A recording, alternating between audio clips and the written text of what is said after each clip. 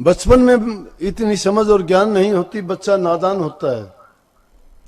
हाँ, उसके माँ बाप अच्छे संस्कार दे दें तो सही रास्ते पे जा सकता है। जवानी मस्त होती है, बल ताकत होता है, बढ़ता हुआ खून होता है, दुनियादारी की चीजें उसको अपनी ओर आकर्षित करती हैं, वो भी दूसरों को आकर्षित करता है। उसके मन, इंद्री और सवार जो शारीरिक भोग हैं वो उसको आनंद देते हैं, उनमें मस्त और मगन हो जाता है, बेपरवाह रहता है। लेकिन उस समय में भी उसको अगर सही ज्ञान दिया जाए तो उन चीजों का सदुपयोग करके वो अपने जीवन को सही रख सकता है। ब्रह्मचर्य का पालन करके अपने जीवन को बहुत ऊंचा ले जा सकता है, संवार सकता है। अब ब्रह्मचर्य की बात को भी अगर समझें तो उसका कोई ये मतलब नहीं है आप कहोगे फिर तो हमारा घर बार सब छूट गया, शादी करना बेकार हो गया, हमारा वंश परिवार नहीं चलेगा, संतान उत्पत्ति नहीं होगी। गलत बात है। ब्रह्मचर्य का मतलब क्या होता है? एक नारी सो सदा जती और एक टाइम खाओ सदा बरती।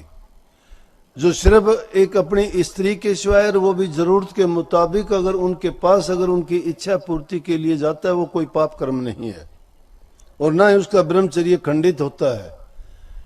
वो तो काम का कीड़ा अगर बन जाता है, इंद्रियों के बस होके अगर वो उन रसों में फंसता है, वो काम का कीड़ा है, वो ब्रह्मचारी नहीं, व्यभिचारी है। वो ब्रह्मचर्य का पालन यह है कि उसको विचारों से नहीं गिरना चाहिए, विचार उसके हमेशा पवित्र रहने चाहिए। हमारे ऋषियों ने देखो, जितने भी ऋषि हुए उनके घरवाली ऋषियानी थी, उन्होंने संतान उत्पत्ति की, उनके ऋषि ही पैदा हुए। लेकिन संतान उत्पत्ति कब? जब उनको जरूरत थी तब।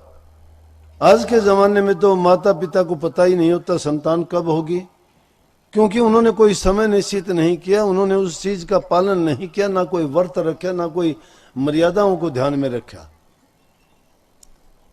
जो ब्रह्मचर्य का पालन करता है, ब्रह्मचर्य में वो शक्ति है कि जो इंसान को बहुत आध्यात्मिकता के ऊंचे दर्जों में ले जाती है।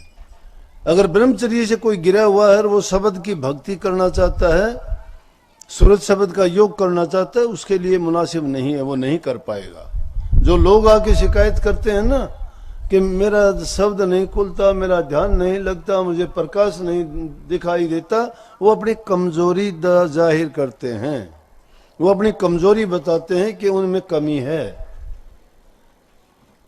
तो कैसे? मैंने ये नहीं कहा कि वो अपनी स्त्री को त्याग दें, मैंने ये कहा है कि संयम के साथ, जरूरत के मुताबिक, आवश्यकता है उतना ही काम किया जाए। उससे ज्यादा अगर तुम उन पचड़ों में पड़ते हो तो तुम्हारी गिरावट आ जाएगी। कामी कीड़े नहीं बनना, बल्कि जरूरत पूरी करना है। तो इन बातों का जो पालन करता है वो सदा, एक स्त्री होती है वो सदा ब्रह्मचारी होता है, एक समय खाता है, व्रती है, व्रत करने की जरूरत नहीं। तुम कहते हो हमने व्रत किया, व्रत किस लिए करते हो? व्रत करते हो, कोई कहता है मैं मौन कर लूं, क्या फायदा है? कोई कहता है मैं एक टांग की उस पे तप कर लूं। अरे एक टांग से तप करता तो परमात्मा तुझे दो टांग क्यों देता है कि दे देता? मौन करने से क्या मिलेगा? मौन तुम्हारा जबान तो बंद हो जाएगी, मन में तो बंद नहीं हुआ, मन तो तुम्हारा चलता रहा। मौन करने का मतलब है कि जिस समय में तुम मौन करते हो उतने समय में नाम की कमाई करते रहो, उसका अभ्यास, उसका सुमरण, उसका चिंतन उसी का रहे। वो तो वैसे भी करते हो, वैसे भी रख सकते हो। फालतू बिना जरूरत की बातों को बक बक करना गलत है। ये संयम रखने की चीजें हैं। जब इन चीजों पर तुम्हारा संयम होगा, खाने पे संयम होना चाहिए, सोने पे संयम होना चाहिए, जो काम पर संयम होना चाहिए, भक्ति के लिए भी संयम होना चाहिए, मन पर संयम होना चाहिए। जब इन चीजों को तुम सबको संयमित कर लोगे तो तुम्हारा रास्ता अपने आप से आगे खुलता चला जाएगा। पढ़ते तो बुराइयों में हैं, नशे विषय विकारों से निकलते नहीं हैं, डंग मारते हैं। अपराधी तीर्थ चला क्या तीर्थ नाया, कपट दाग धोया नहीं, झूठा अंग चिकोड़ा। एक अपराधी आदमी है, वो तीर्थों पे जाके गंगा में स्नान करके या ब्रह्मपुत्र में स्नान करके या त्रिवेणी में स्नान करके या गंगा सागर जाके स्नान करके कह दे मैंने पापों को धो लिया है, अरे कहां से धो लिया पापों को, सिर्फ अंग आपने झिकोड़ा है, शरीर पे पानी डाला है तुमने, मन को तो साफ नहीं किया।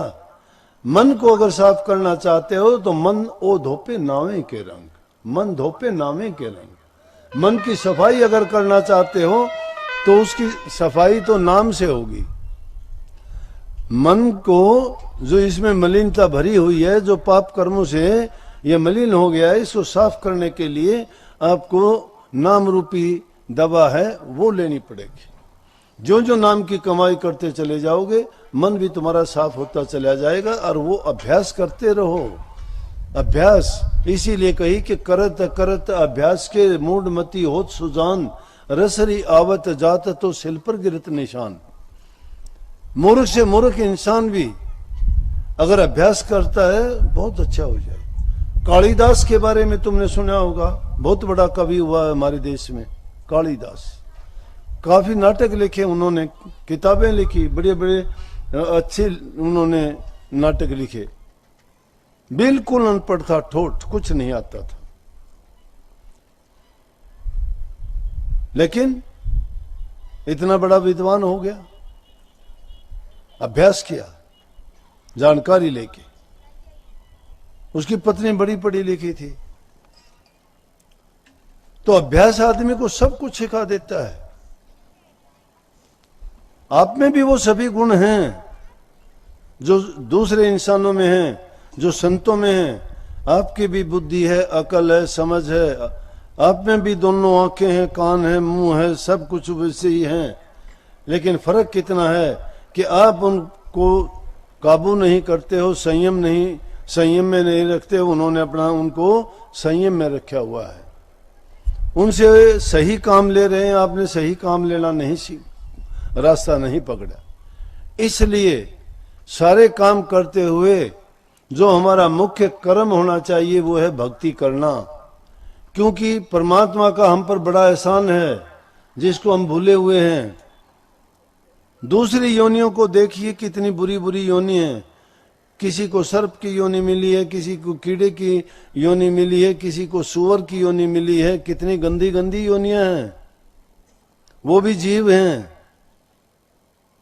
लेकिन हमारी तरफ भी देखो, इंसान का चोला मिलना बहुत कठिन है।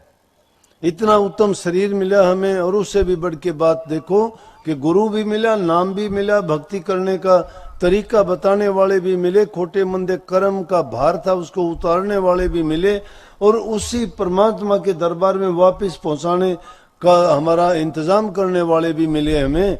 इससे बढ़ के और हमारे लिए क्या अच्छा मौका होगा।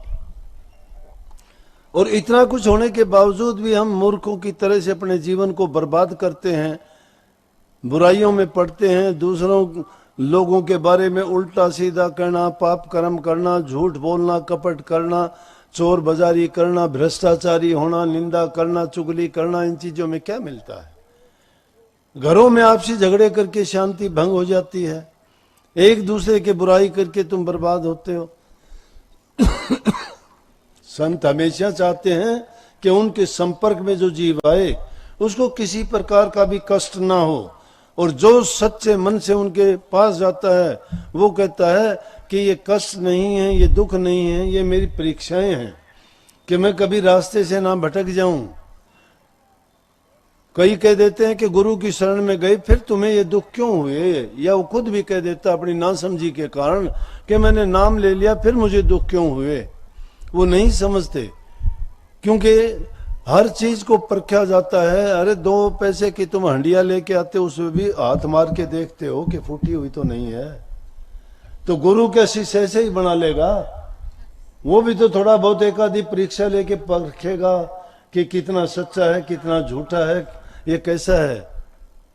लेकिन गुरु तो वो भी नहीं करता। वो तो फिर भी तुम्हें कहते हैं कि चलो एक दिन सुधर जाएगा, जरूर सुधर जाएगा।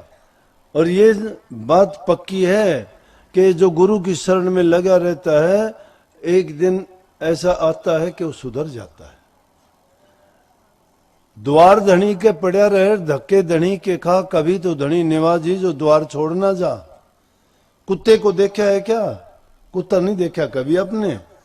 गलियों में घूमते हैं कुत्ते, पाल भी लेते हैं कुत्तों को।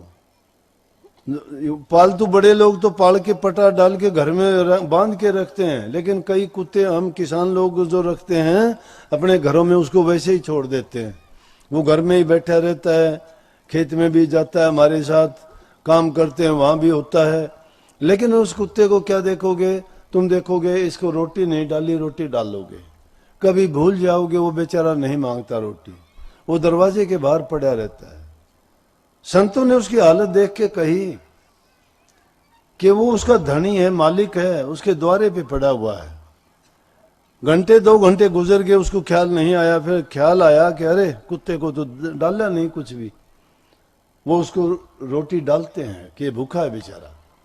इसीलिए संतों ने इसकी तुलना करके कही, इंसान को बताया कि भटको मत, गुरु के द्वारे पर जाके जो पड़ा रहता है, ये घबराओ ना, दुख आता है सुख आता है, आते हैं जिंदगी में, दुख भी आएंगे सुख भी आएंगे, वो हमारे किए हुए कर्म हैं, हमारे कर्म काटे जा रहे हैं, हमारी परीक्षाएं ली जा रही हैं, हमें परखा जा रहा है, हम कच्चे हैं कि सच्चे हैं कि कैसे हैं, ये परीक्षाएं होती हैं।